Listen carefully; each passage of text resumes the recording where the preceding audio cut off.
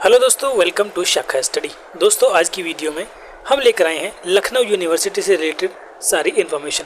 यानी इस वीडियो में हम बात करेंगे कि लखनऊ यूनिवर्सिटी में जो आपकी एमएड कराई जाती है उसके बारे में यहाँ पर कंप्लीट डिटेल लेकर आए हैं, इसलिए वीडियो को लास्ट तक जरूर देखिएगा। इस वीडियो में हम यहाँ पर क्या क्या टॉपिक कवर करने वाले हैं, तो देखिए, सबसे पहले मैं आपको बता दूँ कि इसमें सबसे पहले तो हम कवर करेंगे कि जो आपके फॉर्म हैं वो यहाँ कब तक फिल किए जाएंगे, यानी एमएड एडमिशन फॉर्म जो है वो कब तक यहाँ पर फिल किए जाएंगे।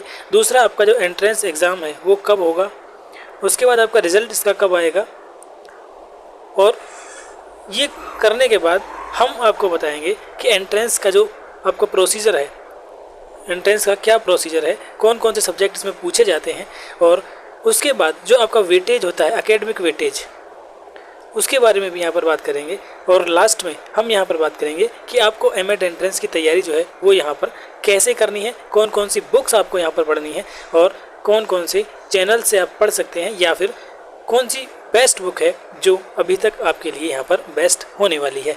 तो इस वीडियो में इन सभी टॉपिक्स पर, यानी लखनऊ यूनिवर्सिटी में एमएड की कंप्लीट जानकारी आपको इस वीडियो में मिलने वाली है। ये यहाँ पर ब्रोशर आप देख रहे हैं, ये 2023-24 का ब्रोशर है लखनऊ यूनिवर्सिटी का। तो इसी में से कुछ हम इन्फॉर्मेशन बताएंगे। तो चलिए शुरू करते हैं आज की अपनी वीडियो को। सबसे पहले देखते हैं दोस्तों, यहाँ पर देखिए कुछ इंपॉर्टेंट डेट्स दी गई हैं यूनिवर्सिटी ऑफ लखनऊ की ओर से। यहाँ पर देखिए यूजी और पीजी प्रोफेशनल्स, सॉरी पीजी और पीजी प्रोफेशनल। तो आप जानते हैं कि एमएड जो है वो आपका एक प्रोफेशनल कोर्स है, यानी कि एमएड एक पीजी प्रोफेशनल कोर्स है।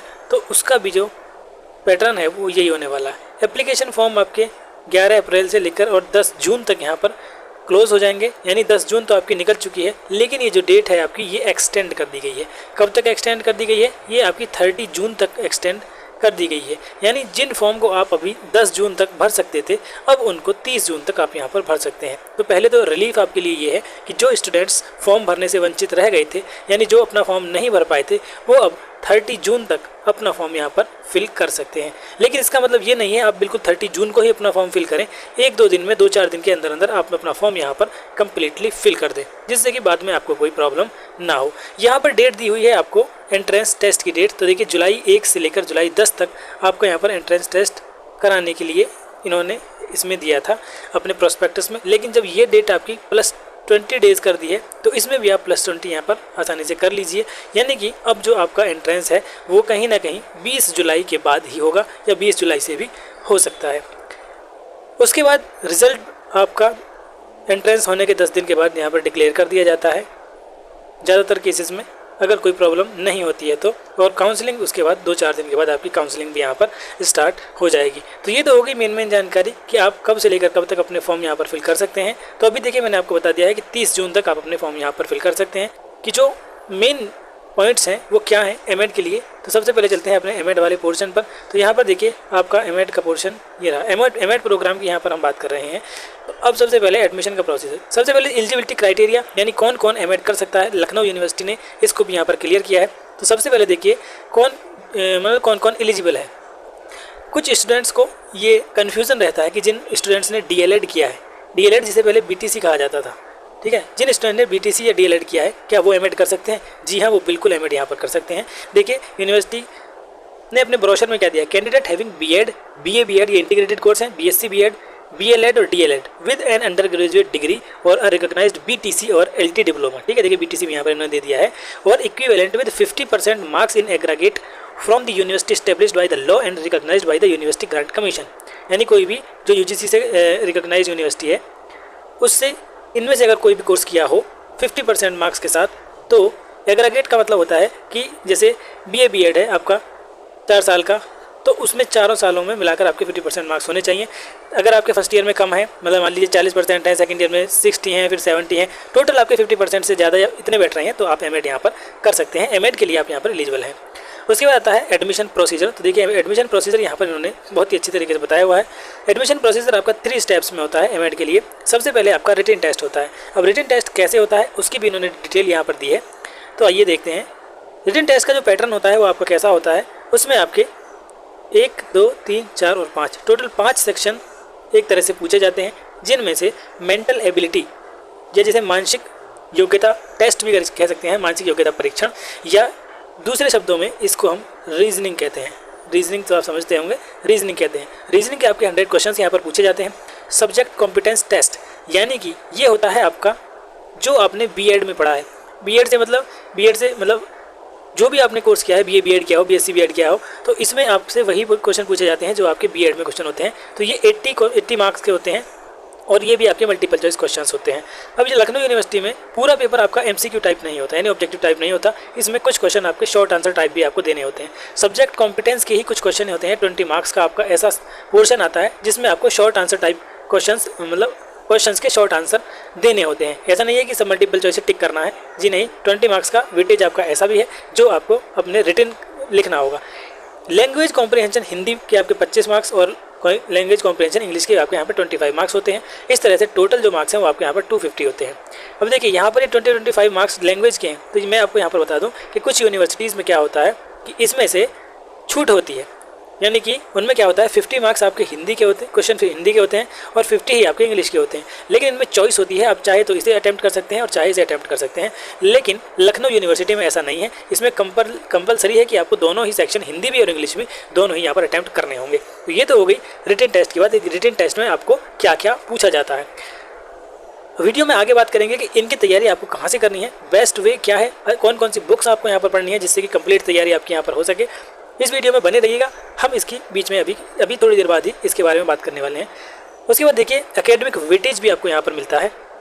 कुछ यूनिवर्सिटीज़ ने इसको अभी ख़त्म कर दिया है, जैसे पहले मेरठ यूनिवर्सिटी में भी ये वेटेज मिलता था 50 मार्क्स का, लेकिन अब इसने ख़त्म कर दिया 2021 के बाद, यानी 2022 से इसको ख़त्म कर दिया। और शायद सहारनपुर यूनिवर्सिटी ने भी इसको यहाँ पर ख़त्म कर दिया है। कुछ यूनिवर्सिटी हैं जो आपकी CUET के थ्रू ज्वाइन हो गई हैं, जो NTA ने कराया है, जैसे कि आपकी यूनिवर्सिटी ऑफ इलाहाबाद है वो भी, और BHU भी आपकी इसमें ऐड हो गई है। तो CUET the common university entrance test के थ्रू इन्होंने अपना एग्जाम कराया है, जो अभी 9 जून को हुआ था। लेकिन जो आपकी यूनिवर्सिटी ऑफ लखनऊ है वो इससे अभी ऐड नहीं हुई है और वो अपना टेस्ट जो है सेल्फ ही लेती है, यानी अब जैसे पहले यूनिवर्सिटी में एंट्रेंस होता था ऐसे ही अभी भी यहाँ पर एंट्रेंस टेस्ट होता है। तो यहाँ पर भी बात करते हैं कि जो आपका एकेडमिक है, एकेडमिक का वेटेज है वो किस प्रकार दिया जाता है, कैसे दिया जाता है। 50 मार्क्स का वेटेज होता है और टोटल जो आपकी मेरिट बनती है वो 300 में से बनती है, क्योंकि 250 तो आपके रिटेन के हो गए और 50 मार्क्स आपके यहाँ पर एकेडमिक के दिए जाते हैं। तो एकेडमिक के मार्क्स आपको कैसे दिए जाते हैं इसके बारे में अब ये देखिए डिटेल आपके सामने ये रही।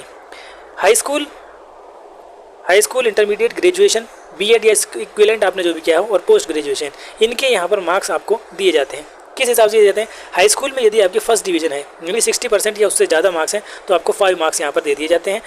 55 या उससे ज़्यादा है और 60 से कम है तो 3 मार्क्स दिए जाएंगे। 55 से कम है तो फिर आपके 3 मार्क्स होंगे, और अगर आपकी थर्ड डिवीज़न है तो आपको ओनली 1 मार्क यहाँ पर मिलेगा। हाई स्कूल की बात है। इंटरमीडिएट में भी वही है, यदि फर्स्ट डिवीज़न है यानी 60 या प्लस है तो आपको 5 मार्क्स मिलेंगे। 55 से लेकर और 60 तक है तो 3 मिलेंगे, 55 से कम है तो भी 3 मिलेंगे, और थर्ड डिवीज़न है तो आपको एक ही नंबर यहाँ पर मिल पाएगा। ग्रेजुएशन में यदि आपके 60% या उससे ज़्यादा है तो 10 मार्क्स, 55 से 60 के बीच में 7, 55 से कम है तो आपके 5, और यदि आपकी थर्ड डिवीज़न है तो फिर आपको ओनली 2 मार्क्स यहाँ पर मिल सकते हैं। बीएड और इसके इक्विवेलेंट अगर आपने कोई कोर्स किया है और उसमें आपके फर्स्ट डिवीजन यानी 60+% है तो आपको यहाँ पर 15 मार्क्स का वेटेज मिलता है। 55 से लेकर और 60 तक है तो आपको फिर यहाँ पर 11 मार्क्स मिलते हैं। लेस देन 55 है तो 7 मिलेंगे, और अगर थर्ड डिवीज़न है तो ओनली 3। इसी तरह से यदि आपके पास पोस्ट ग्रेजुएशन है तो यहाँ पर आपको फर्स्ट डिवीज़न के 15 मार्क्स, 55 से 60 तक 11, और 55 से लेस है तो 7, और थर्ड डिवीज़न के यहाँ पर 3 मार्क्स आपको यहाँ पर मिल जाते हैं। अब देखिए जो स्टूडेंट्स, इसका एक थोड़ा सा नुकसान ये है कि जिन स्टूडेंट्स ने पीजी नहीं किया है तो उनको यहाँ पर 15 मार्क्स का लॉस हो जाता है। अब किसी स्टूडेंट ने जिसने पीजी कर रखा है लेकिन उसके रिटन टेस्ट में जो मार्क्स हैं वो कम रह गए, तो यहाँ पर अगर उसकी फर्स्ट डिवीज़न है पोस्ट ग्रेजुएशन में तो उसको 15 मार्क्स का यहाँ पर बेनिफिट मिल जाता है और मेरिट में वो हाई पहुँच जाता है। इसलिए कुछ यूनिवर्सिटीज़ ने इस रूल को यहाँ पर ख़त्म कर दिया है और अब उनमें वेटेज ये नहीं दिया जाता है। लेकिन थोड़ा सा ये भी देखना चाहिए कि जिसने पोस्ट ग्रेजुएशन की है उसने आपसे 2 साल यहाँ पर ज़्यादा दिए हैं अपनी पढ़ाई को, तो उसको अगर ये बेनिफिट मिल रहा है तो उसमें कोई नुकसान की बात भी नहीं है। तो खैर हमने यहाँ पर बात कर ली है वेटेज की कि किस तरह से आपको यहाँ पर 50 मार्क्स का वेटेज मिलता है। यदि आप, कहने का सीधा मतलब ये है कि इन 50 में से यदि आप हाई स्कूल से लेकर पोस्ट ग्रेजुएशन तक अच्छे स्टूडेंट रहे, यानी फर्स्ट डिवीज़न आपकी आई है, तो आपको यहाँ पर कंप्लीट 50 मार्क्स मिल जाते हैं। यदि आपके 55 से और 60 के बीच में रह जाते हैं तो फिर आपके यहाँ पर कुछ मार्क्स कम हो जाते हैं। देखिए 2 यहाँ पर कम हुए, 2 यहाँ पर कम हुए, 4, 3, 7 और 8, 15 मार्क्स आपके यहाँ पर कम हो जाएंगे और आपको ओनली 35 मार्क्स यहाँ पर मिलेंगे। इसी तरह से यहाँ पर देख लीजिए, यदि आपके 55 से कम है तो फिर आपको 6 और 5 11 और 14 ओनली 25 मार्क्स ही आपको यहाँ पर मिल पाएंगे। और थर्ड डिवीज़न से अगर आपने सभी पास किया है तो फिर आपको यहाँ पर और भी ज़्यादा नुकसान हो जाएगा। तो चलिए अब बात करते हैं एंट्रेंस टेस्ट के बारे में। यहाँ पर अबाउट एंट्रेंस टेस्ट भी कुछ जानकारी दी गई है, तो वो जानकारी क्या है इसमें देख लीजिए। सबसे पहले तो इन्होंने कहा है कि entrance test will be of 3 hours. जो आपका एंट्रेंस टेस्ट होगा वो 3 घंटे का होगा। इसमें 2 घंटे आपके मेंटल एबिलिटी के जो 100 क्वेश्चन है उनके लिए, प्लस 80 क्वेश्चन जो आपके सब्जेक्ट कॉम्पिटेंस के हैं मल्टीपल चॉइस वाले, यानी कि ये जो पूरे 180 क्वेश्चन है इनके लिए आपको 2 घंटे यहाँ पर दिए जाएंगे। ये सारे क्वेश्चन MCQ हैं। 2 घंटे यानी कि 120 मिनट। 120 मिनट में ये आपको 180 क्वेश्चन यहाँ पर कंप्लीट करने होंगे। टाइम मैनेजमेंट बहुत ज़रूरी है, स्पीड आपको बढ़ानी होगी, ठीक है। और वो स्पीड कैसे बढ़ेगी ये हम आपको बताएंगे कि जब आपको तैयारी करनी है तो कैसे करनी है और कहाँ से करनी है। तो टाइम मैनेजमेंट बहुत ज़्यादा जरूरी है। देखिए 180 क्वेश्चन 120 मिनट में आपको कैसे करना है, यानी एक क्वेश्चन आपको 1 मिनट से पहले लगभग 40 या 45 सेकंड में एक क्वेश्चन को यहाँ पर आपको फाइनली करना होगा। और देखिए जो रीजनिंग होता है, जो मेंटल एबिलिटी वाला पार्ट होता है, उसमें कभी कभी बहुत टाइम लग जाता है। एक ही क्वेश्चन कई मिनट उसका खा जाता है। तो यहाँ पर आपको टाइम मैनेजमेंट करना होगा बहुत ही अच्छे तरीके से। तो खैर 2 घंटे हमारे 180 क्वेश्चंस के लिए हो गए। और जो बाकी सब्जेक्ट कॉम्पिटेंस शॉर्ट आंसर वाले हैं और लैंग्वेज है आपकी, उनके लिए आपका 1 घंटा यहाँ पर दिया जाएगा, ठीक है। Mental ability test will comprise 100 objective questions, और जो आपके MCQ होंगे सब्जेक्ट वाले वो आपके 80 होंगे। उनके लिए आपको OMR शीट दी जाएगी। और बाकी जो आपका शॉर्ट आंसर टाइप होंगे वो BEd के सिलेबस से पूछा जाएगा, जो आपका यूनिवर्सिटी ऑफ लखनऊ से है। और इसके लिए आपको 10 शॉर्ट आंसर टाइप क्वेश्चंस के आंसर यहाँ पर देने होंगे। लैंग्वेज के लिए आपको हिंदी और इंग्लिश दोनों में ही यहाँ पर दोनों सेक्शन कंपलसरीली अटेम्प्ट करने होंगे। Candidate have to attempt both Hindi and English sections, ये बात यहाँ पर इन्होंने साफ साफ लिख दी है, ठीक है। तो अब देखिए ये बात हो गई इसकी कि आपको कैसे क्या पैटर्न है और कैसे कैसे अटेम्प्ट करना है। अब यहाँ पर बात करना है कि आप तैयारी कहाँ से करेंगे और कैसे करेंगे, इसकी यहाँ पर बात कर लेते हैं। तो दोस्तों जिस चैनल पर आप ये वीडियो देख रहे हैं, शाखा स्टडी, ठीक है, शाखा स्टडी पर ये आप वीडियो देख रहे हैं, इस पर आपकी कंप्लीट तैयारी कराई जाती है एमएड एंट्रेंस की। आप डिस्क्रिप्शन में जाकर वीडियो का लिंक देख सकते हैं, या फिर आप वीडियो के प्लेलिस्ट में जाएं, वहाँ पर आपको सब्जेक्ट कॉम्पिटेंस के नाम से एक प्लेलिस्ट मिलेगी। दूसरा आपको मेंटल एबिलिटी के नाम से भी उसमें प्लेलिस्ट मिलेगी। और उनमें हमने क्या है कि सारे प्रीवियस ईयर क्वेश्चन पेपर्स को सॉल्व करा रखा है। उसमें हमने लगभग 20 से 25 वीडियोस अभी तक आपकी सब्जेक्ट कॉम्पिटेंस की अपलोड कर दी हैं। उसके अलावा मेंटल एबिलिटी की 10 से 11 वीडियोस वहाँ पर अपलोड की जा चुकी हैं, जिनमें टोटल हमने 500 से 600 क्वेश्चंस को डिस्कस कर लिया है। और आगे आने वाले टाइम में भी हम 300 से 400 क्वेश्चंस और वहाँ पर डिस्कस करने वाले हैं। तो मुझे उम्मीद है कि यदि आप वीडियोज़ को अच्छे तरीके से देख लेंगे, जिस तरह से मैंने पढ़ा रखा है, तो वहाँ पर आपको कोई प्रॉब्लम नहीं आएगी। और पिछली भी ईयर्स में आप अपने सीनियर से भी पूछ सकते हैं, जिन्होंने हमारे चैनल से पढ़ा है, उनका टेस्ट यहाँ पर क्वालिफाई हुआ है। बस दुर्भाग्य की बात यह है कि जो हमारा मेन चैनल था #शाखा स्टडी, वो यूट्यूब से डिलीट हो चुका है। उस पर 150 से ज़्यादा एमएड एंट्रेंस से रिलेटेड वीडियोस थी, लेकिन वो चैनल डिलीट हो गया, तो वो सारी वीडियोस भी डिलीट हो चुकी हैं। ये चैनल हमने अब दोबारा बनाया है और दोबारा उस पर वीडियो डालने का सिलसिला हमने शुरू कर दिया है। कई यूनिवर्सिटीज़ में एग्जाम हो चुका है, उनकी भी तैयारी हमने यहाँ पर कराई है। तो देखिए इसमें जो भी वीडियोज़ हैं वो सभी स्टूडेंट्स के लिए हैं, सभी यूनिवर्सिटीज़ के लिए हैं। इसलिए आप ये ना सोचें कि यदि किसी दूसरी यूनिवर्सिटी का पेपर सॉल्व कराया जा रहा है तो वो आपके लिए नहीं है। ऐसा नहीं है, क्योंकि आप किसी भी यूनिवर्सिटी का BEd का सिलेबस उठाकर देख लीजिए,